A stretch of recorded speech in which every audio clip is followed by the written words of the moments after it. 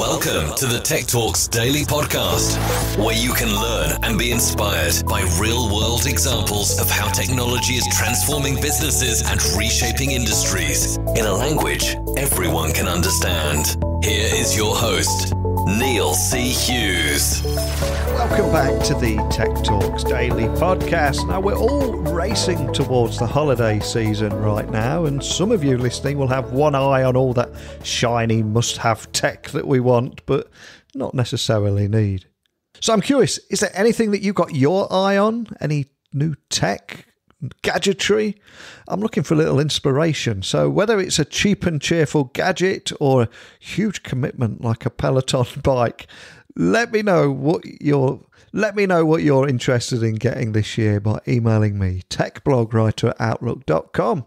Now, today's guest started a retail intelligence company back in 2012 as a small startup on a mission to empower retailers to grow in the age of Amazon, all by using data-driven competitive insights. So fast forward 8 years later, an intelligence node has built the world's largest retail product database, which feeds the growth of more than 600 billion in retail revenue globally. So his name is Sanjeev Sularia, and I've invited him on the podcast today to discuss how the global pandemic has created a permanent shift in the consumer shopping experience, and also the strategies that retailers should look at implementing to adapt to this new reality. And we might even throw in a few predictions for what 2021 will look like too, because we are at that time of the year. So buckle up and hold on tight so I can beam your ears all the way to Mumbai, where Sanjeev is waiting to speak with us right now. So a massive warm welcome to the show, Sanjeev. Can you tell the listeners a little about who you are and what you do? Thanks, Neil. Thanks for having me. So I'm Sanjeev Sularia. I'm the CEO and co-founder for Intelligence Node. And we are a retail analytics company that focuses on three legs of serving our clients, which is around pricing, assortment, and product visibility. What we do differently to the larger landscape is we bring in a lot of competitive data insights into our decision making on across all those three unique data points. And we've developed the world's largest product retail database, which tracks north of 1 billion unique products across the globe to help us deliver those insights for our clients. Fantastic. Now, one of the reasons I invited you on the podcast today is there is a lot of talk at the moment around how the pandemic has acted as almost as a digital accelerant. But can you tell me a little bit more about how it has also created a permanent shift in that consumer shopping experience? Because we're seeing so many big changes, aren't we, right now? I think it's always been on the cards. If you see the investments from the large retailers, brands, manufacturers, as well as the venture capital community that's been quite bullish on fulfilling that consumption appetite for shoppers all over the world. They've all been betting on that digital transition to happen and, e-commerce to become double-digit percentage of total retail. And it's always on the cards. When is that going to happen? Are consumers changing? Do we look at Gen Z and millennial shoppers differently from other generations? And suddenly, the pandemic came along and it's fast-tracked all of that. If I take a US market example, it took 10 years for e-commerce as a percentage of total retail to go from 5.7% to 16%, between 2009 and 2019. And then 8 weeks into the pandemic, it jumped another 10%, is now at 27% of total retail. And that is coming from that change shopper itself. I think a lot of people during the pandemic have either shopped online for the first time or at least gotten over the hurdle of being comfortable with it. And I don't think that behavior is going away at any point. I think the retailers that thrived during the pandemic have, leveraged the O2O capabilities, the omni-channel experience, and have really taken on the mandate to further spoil this digitally transformed consumer to pampering them with same-day deliveries, next-day deliveries. So this is a hyper-reward digital shopper that expects a lot. It expects fair prices. It expects wide selection of products, great delivery promise, great after-sales services.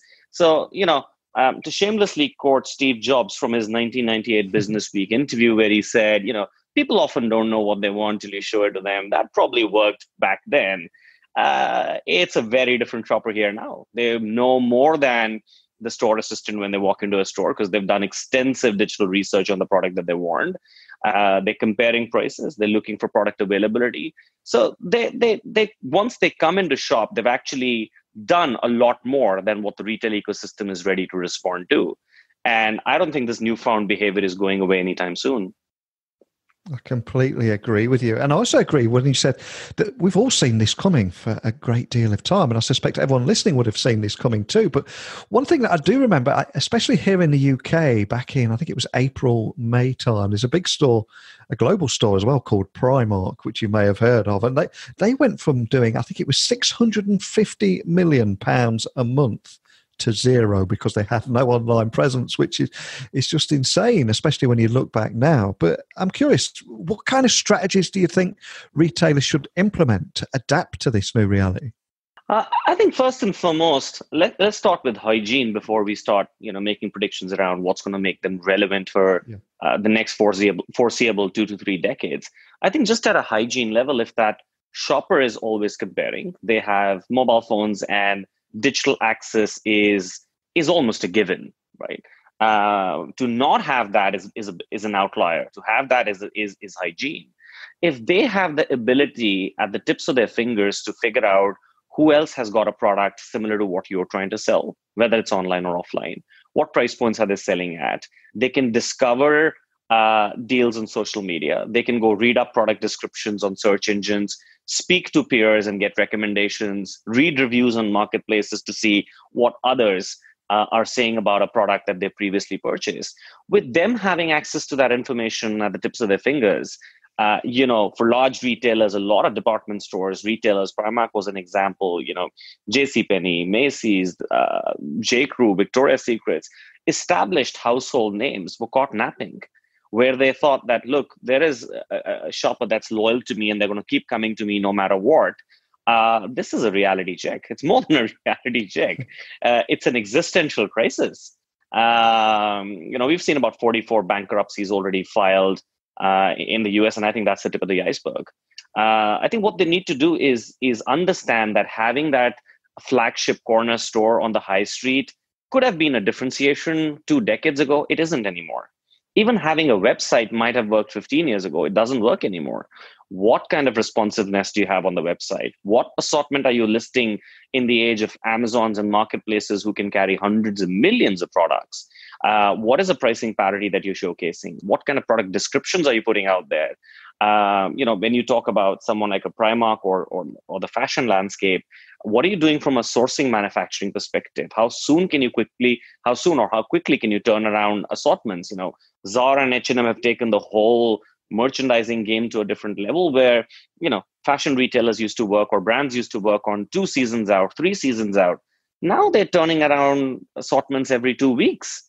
I think it's knowing that whatever ecosystem got you to the success of millions, even billions of pounds and dollars every single month might have worked to a certain point.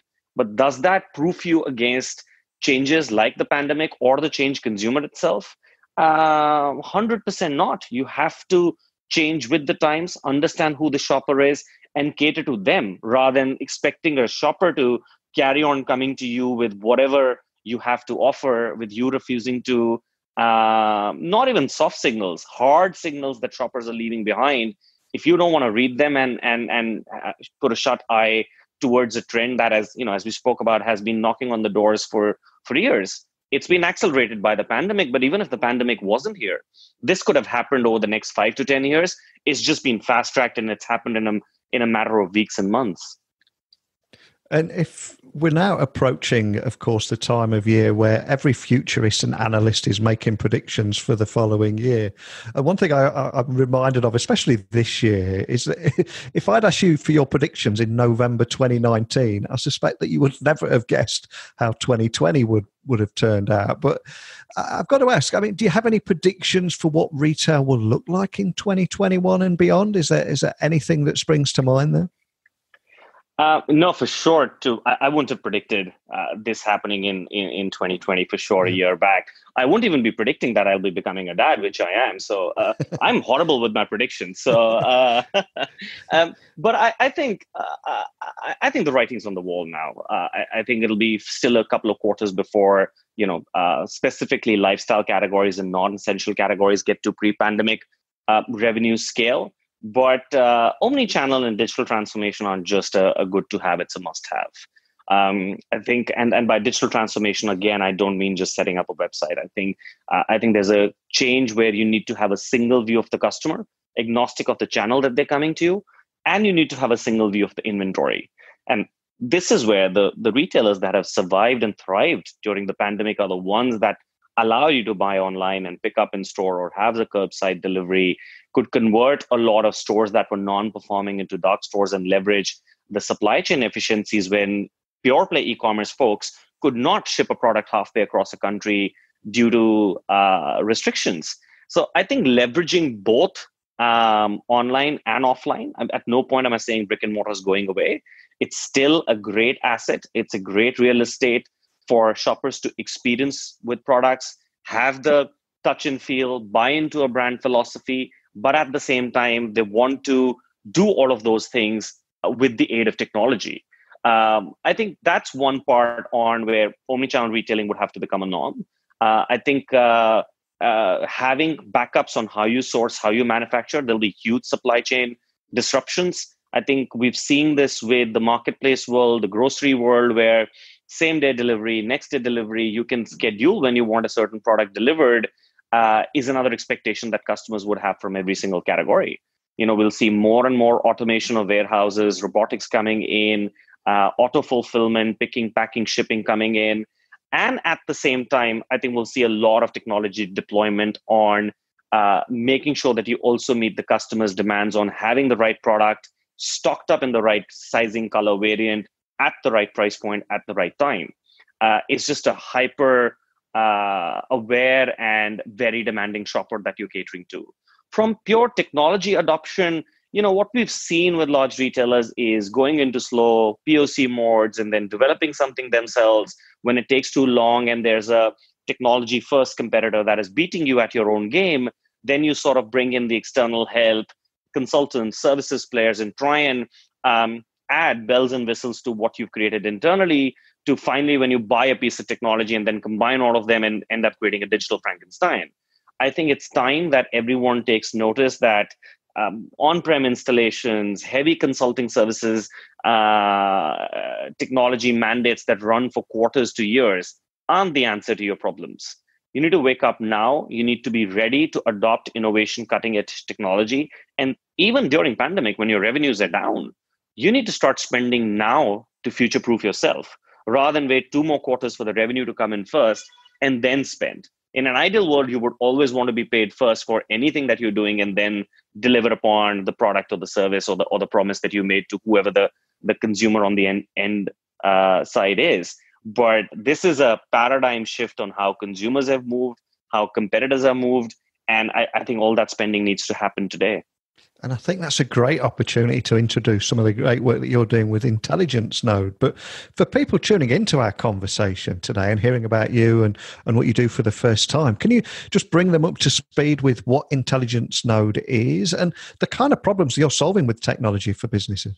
So I think a brief introduction would be we're an AI-led real-time retail intelligence platform, and we empower businesses to drive product-level profitability and grow margins using data-driven competitive insights. How we go about doing that is we monitor pretty much every single product, and we look at over 1 billion of them globally on where is this product currently available, what's the price, what's the promotion, what is the stock status, and what's the search engine visibility. We monitor all those points, and we look at about 1,400 plus retail categories, north of 200,000 unique brands, and we collect and process this data globally in 29 different languages as well. And what we help our clients, which is retailers, marketplaces, brands, and manufacturers, is to optimize their own businesses on 3 fronts: It's getting the right price, getting the right assortment, and getting the right product visibility. And one of the reasons I invited you on the podcast today was after coming across Intelligence Node's consumer survey, which revealed that consumers are eager to shop, but more cautious about how they spend their money, especially as we approach the holiday season. So I've got to ask, can you share some of the key findings from that report? So we spoke to about 6,000 consumers over the course of 9 months, from the start of the holiday season, the tariff wars specifically between US and China, the beginning of the pandemic, the big e-grocery boom, the issues around counterfeiting, pricing violations, and then now when some sort of recovery started. And I think what we got at the start of the pandemic was only 31% of shoppers were buying online. And now, that number has gone up to about 60% of consumers rely more on online shopping than they did before the pandemic. And about 82% of these shoppers would continue buying online even when stores are fully open.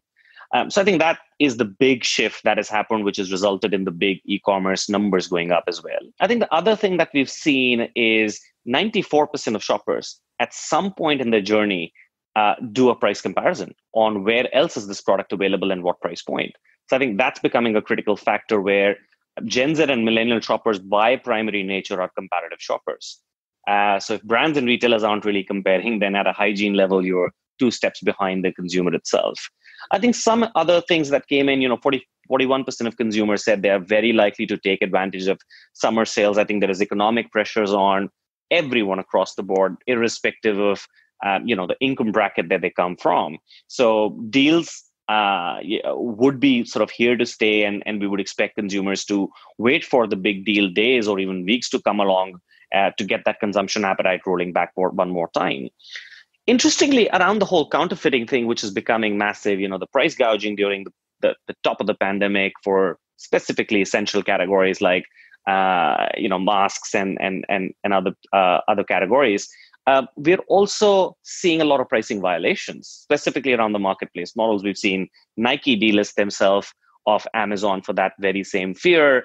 Amazon themselves in their shareholders notice have said that there's increasing concern around unauthorized sellers listings products that they never should have access to, violating store prices, counterfeits being rolled out. And the onus really lies on the brands and marketplaces, because what we found from the consumers, there's a big change from the start of the pandemic to now where they're more willing to buy a counterfeit product knowing that it's a counterfeit because they're getting a pricing advantage. Those are some broad highlights, and the whole report is available for download for free on intelligencenode.com. And I'll leave a link on the blog post that accompanies this podcast just so people can browse through that survey themselves. But I'm curious, was there anything in that survey that surprised you? Actually not. We've been big advocates of this changed consumer behavior. And I think, the results that we are seeing out of the pandemic or the responses that we got from the shoppers, that uptick in online shopping, I think we've been advocates of that for many years now.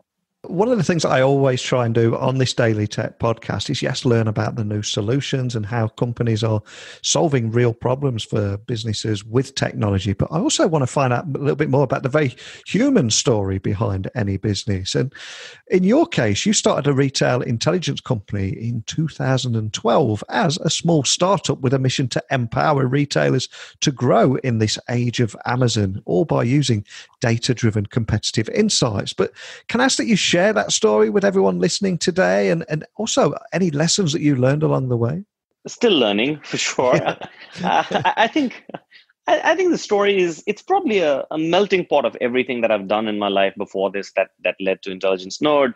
Personally, for me, this is my 4th startup involvement. I started my career out of the UK, and I was part of a hedge fund that was working in the foreign exchange space where you're changing prices at the 5th decimal place every microsecond, and then went on to set up 2 e-commerce businesses, one in the multi-brand luxury space and one a fast fashion private label.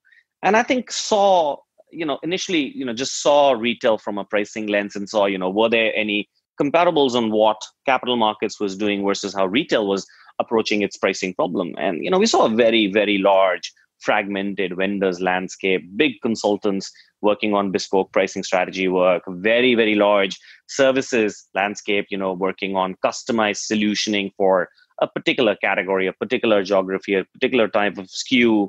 And then, there was the birth of machine or software-led pricing coming to that landscape as well. But I think at a first principle level, when I saw that, we saw something missing, a fundamental piece missing from the decision making, which was that the consumer always has an option to shop somewhere else. And that is what was reminiscent of what happened to capital markets as well, where they would decide on their pricing based on internal risk and liquidity positions, a lot of intuitions coming from internal leaders on how to price, what to price, how much risk appetite to have. And then suddenly all that was taken away and it became a very market-led pricing approach. Algorithms took over who were predicting how a certain category, a certain market moves, where is competition pricing, and science came in and replaced intuition and internal data, internal rules and intuition dictating what you need to price as versus mathematics and science. And that's exactly what we wanted to bring to retail. The trouble was, unlike capital markets, there was no Bloomberg data feed that you could just piggyback off and say, here's the market where it is, and let me now overlay my internal data to get to a smart price. And that's what we went out to create and have been able to do to a certain extent is create that single competitive database as the pricing and the assortment benchmark for the whole world.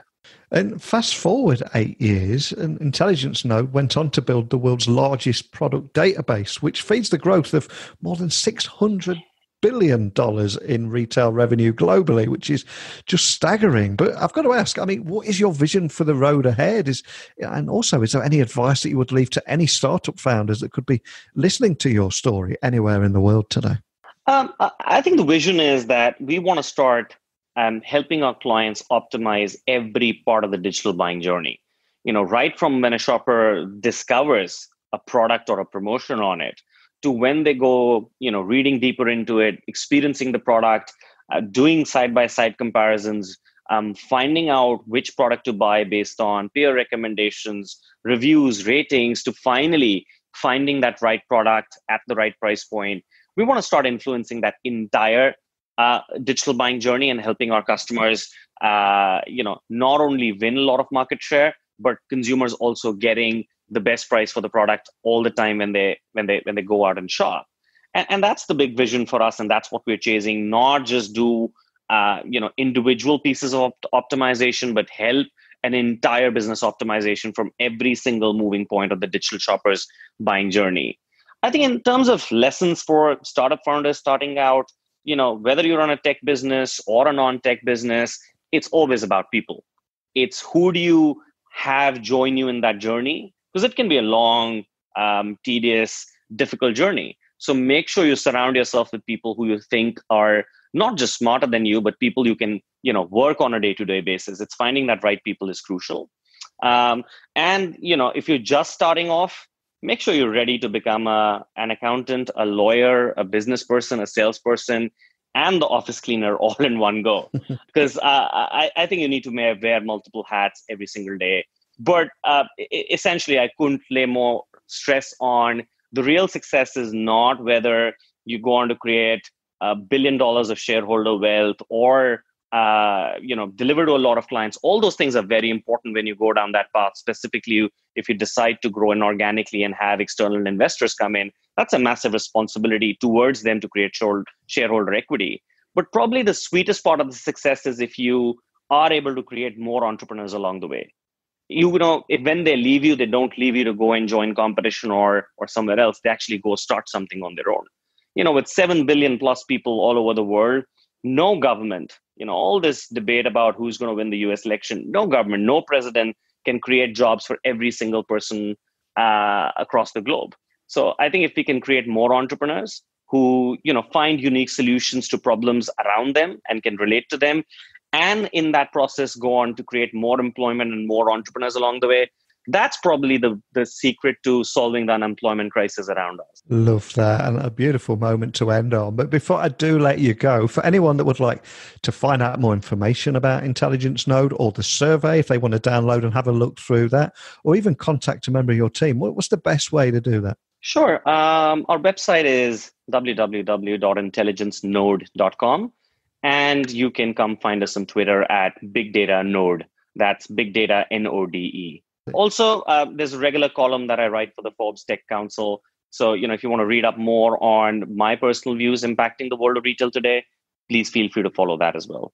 Well, I'll add all those links, including the links to your Forbes column too, on the blog post that will accompany this. But more than anything, just a big thank you for taking the time to come on here and not just discuss how the global pandemic has created this permanent shift in the consumer shopping experience and the strategies retailers should implement to adapt to this new reality, but also for sharing your story as well and your particular journey in tech. It's so insightful and especially useful for other startup founders.